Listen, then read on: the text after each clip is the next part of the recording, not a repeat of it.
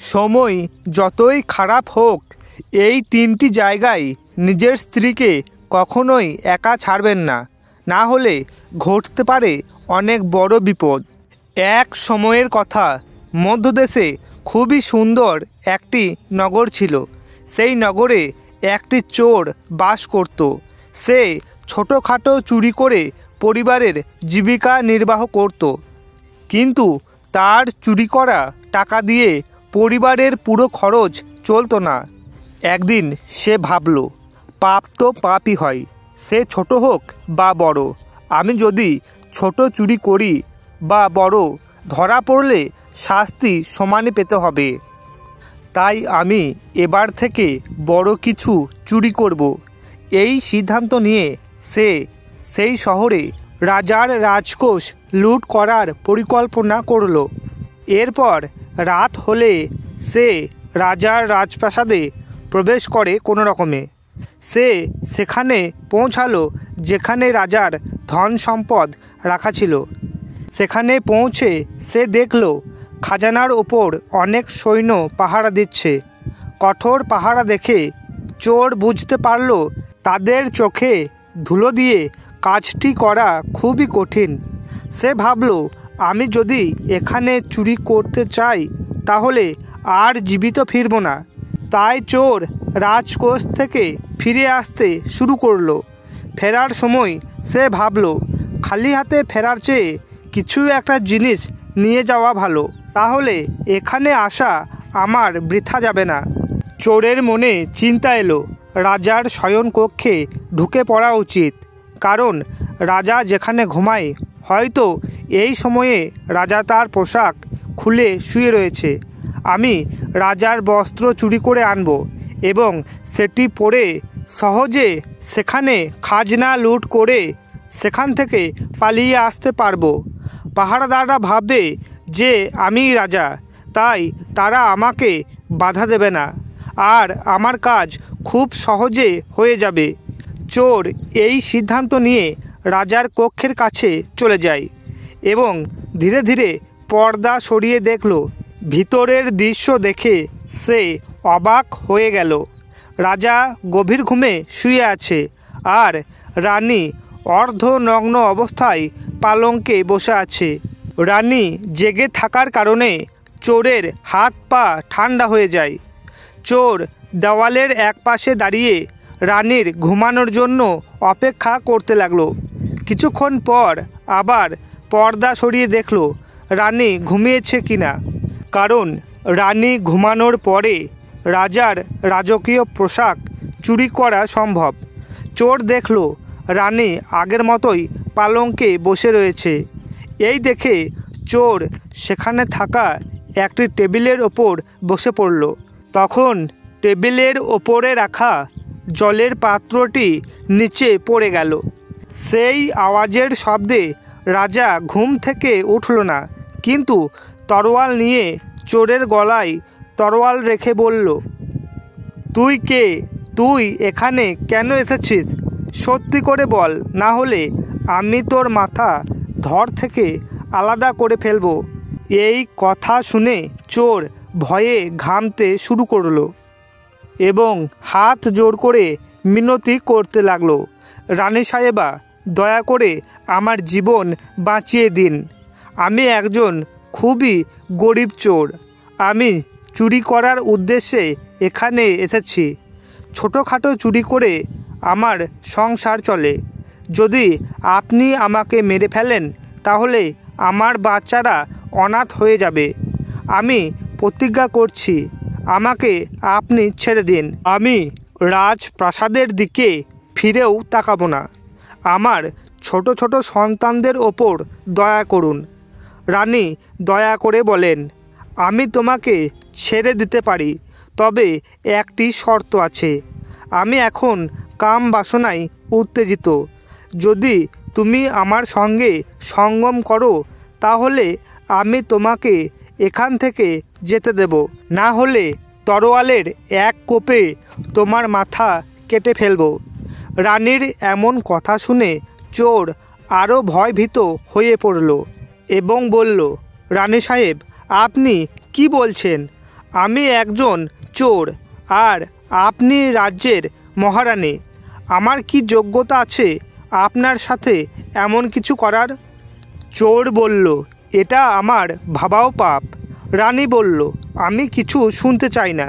যদি তোমার জীবন তোমার কাছে প্রিয় হয় তাহলে আমি যা বলবো তাই তোমাকে করতে হবে, নইলে মৃত্যুর জন্য তুমি প্রস্তুত হও। রানীর এমন প্রস্তাব শুনে চোর প্রাণ ভয়ে শুকিয়ে গেল এবং ভাবল, এটা আমি কি বিপদে পড়লাম। আমি যদি রানীর কথা না মানি তাহলে আমি মারা যাব, আর আমি যদি মানি তাহলেও মরে যাব। চোর বড় দ্বিধায় পড়ল যে আমি এখন কি করব। অবশেষে সে রানীর সঙ্গে শয্যাশায়ী হওয়ার প্রস্তাব মেনে নিল। চোর বলল, রানী সাহেব, আমাকে আপনি 5 মিনিট সময় দিন। আমাকে একবার শৌচাগারে যেতে হবে। তারপর আপনি আমাকে যা বলবেন আমি তাই করব। রানী তৎক্ষণাৎ তরোয়াল দিয়ে শৌচাগারের দিকে ইশারা করল।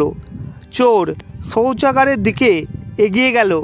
রানী সেখানে তার জন্য অপেক্ষা করতে থাকলো। এদিকে চোর রানীর চোখে পড়ার আগে সেখান থেকে পালানোর চেষ্টা করল।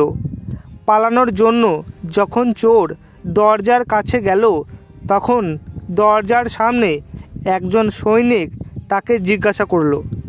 চোর ভয় পেয়ে সৎভাবে বলল, আমি একজন চোর, রাজপ্রাসাদে চুরি করতে এসেছিলাম, কিন্তু মহারানী আমাকে ধরে ফেললেন। রানী আমাকে ছেড়ে দেওয়ার পরিবর্তে শর্ত রাখলেন, আমাকে তার সঙ্গে সঙ্গম করতে হবে। তাই আমি শৌচালয়ে যাওয়ার অজুহাত দেখিয়ে সেখান থেকে পালিয়ে এলাম। এইভাবে চোর সৈন্যের কাছে মিনতি করতে লাগলো, দয়া করে আমাকে ছেড়ে দিন। সৈন্য বলল, শোনো বন্ধু, আমি তোমাকে একটি শর্তে ছাড়তে পারি।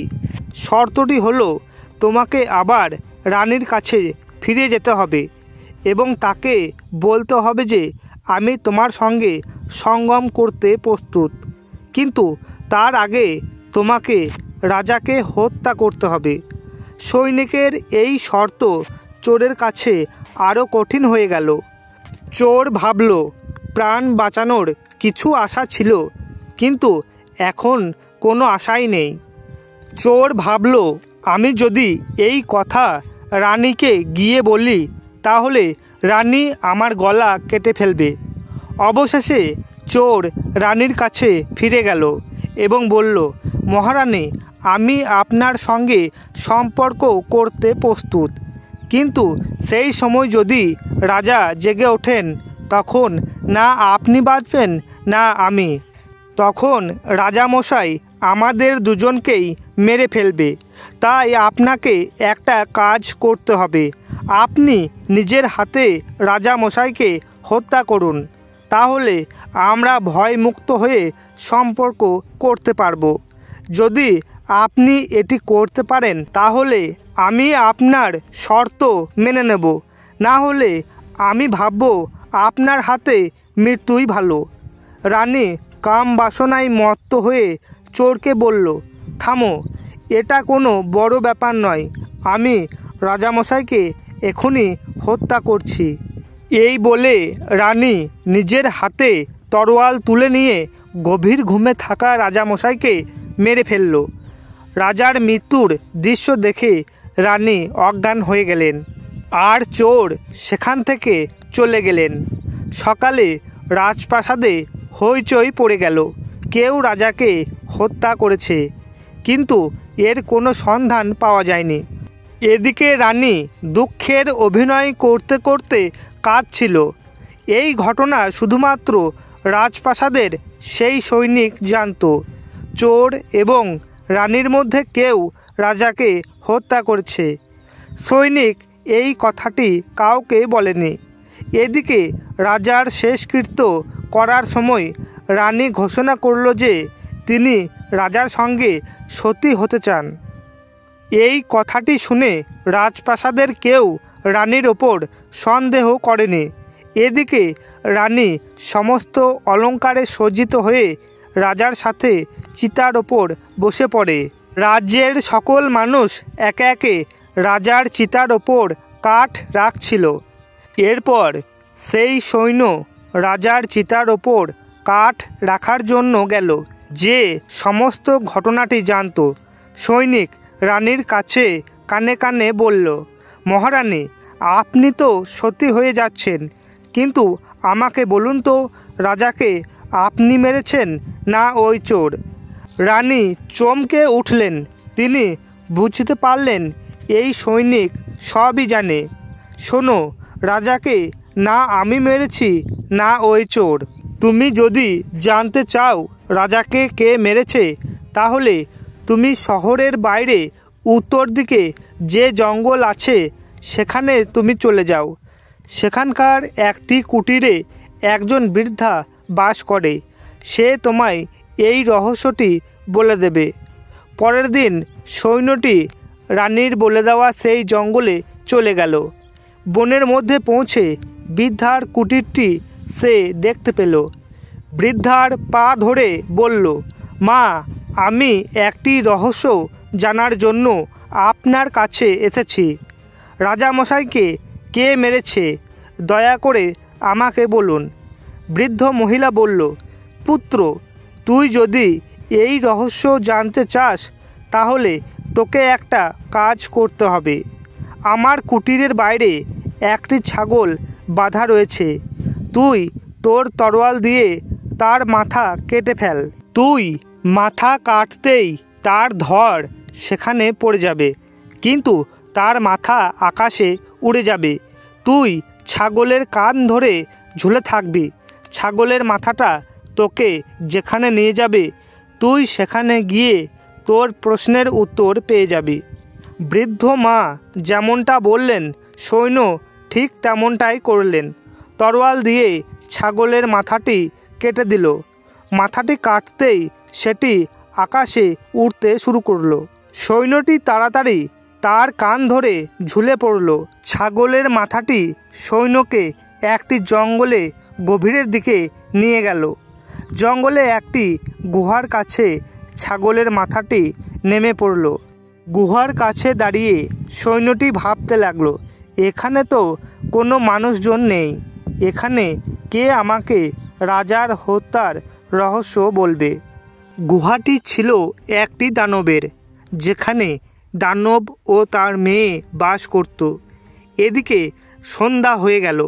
দানব খাবারের খোঁজে বাইরে চলে গেল, আর গুহার ভিতরে তার মেয়ে ছিল। দানবের মেয়ে যখন মানুষের গন্ধ পেল, তখন গুহার বাইরে এসে দেখল একটি যুবক গুহার বাইরে দাঁড়িয়ে আছে। দানবের মেয়ে ভাবল, যদি আমি এই যুবকটাকে খেয়ে ফেলি তাহলে আমার একদিনের খাবার হয়ে যাবে, আর আমি যদি একে জীবিত রাখি তাহলে সে আমার অনেক কাজে আসবে। দানবের মেয়ে তৎক্ষণাৎ একটি সুন্দরী যুবতীর রূপ নিল, আর সে যুবকের সামনে চলে গেল। এমন সুন্দরী নারী সে আর কখনো দেখেনি। সৈনিক মেয়েটিকে দেখে মোহিত হয়ে গেল। মেয়েটিও তাকে আপন করে নিতে এসেছিল, আর সে তাকে গুহার ভিতরে নিয়ে গেল আর যুবকের সাথে অনেক মজা করল।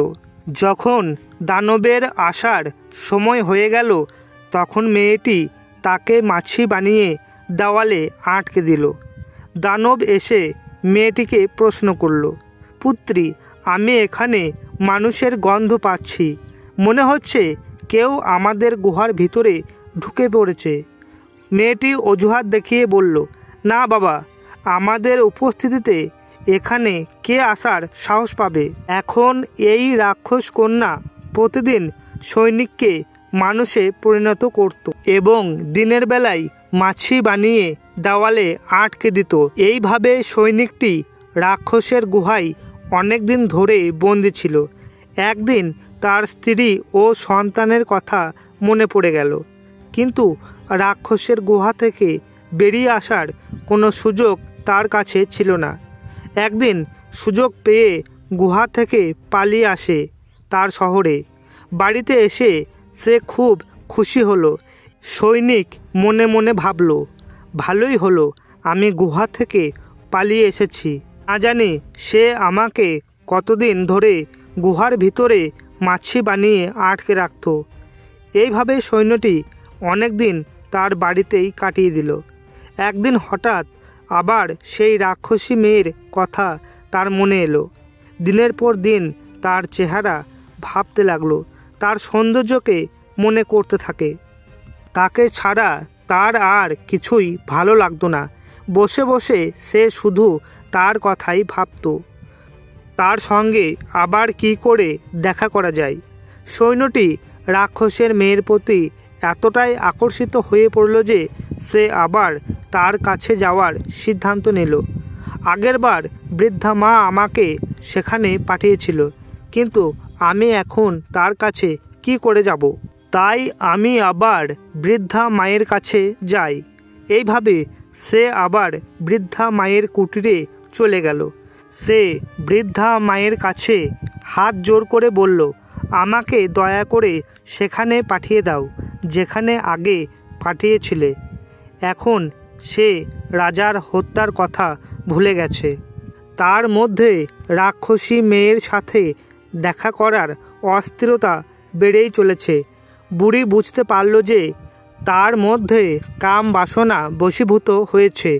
বুড়ি বলল, শোনো পুত্র, আগে আমার কাছে একটি ছাগল ছিল যার মাধ্যমে তুমি সেখানে গিয়েছিলে, কিন্তু এখন সে আর নেই।